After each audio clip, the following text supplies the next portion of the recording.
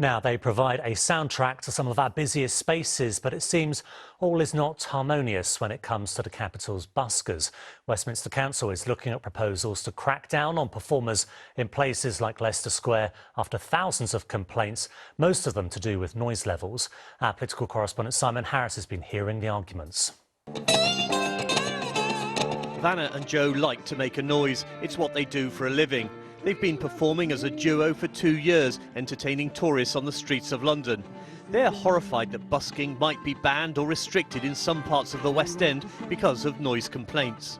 I don't think there's anything negative about what we're doing, really. Like, it's all positive. What about the noise? The noise, it's just about, like, we can turn it down. We can always turn it down. We can always negotiate. It has happened like quite a few times back in the days that people asked us to turn the volume down, and we just did it. You know, that's the thing. Like, if you have a problem with us, just say it. Like, we don't get offended. Why ban it altogether? Chris, who's retired, likes buskers so much he comes into central London most days to hear his favourite performers. If I just want to listen to live music, I come along, sit down on the wall, listen to the sets go up, pay them because I want them to come back, and then wait for the next one. 2 years ago, Westminster Council began issuing licences to buskers and other street artists. It also instructed them to only perform on designated pitches, like this one in Leicester Square. But now the council is planning even tougher curbs after what it says is a notable increase in complaints about noise and unlicensed busking. The council is looking at a number of options, including a ban on brass, wind and percussion instruments, a ban on amplifiers and even a complete ban on busking in Leicester Square. The complaints have come from businesses, hotel guests and people living nearby. The noise from buskers in Leicester Square, it's a pain, to be honest.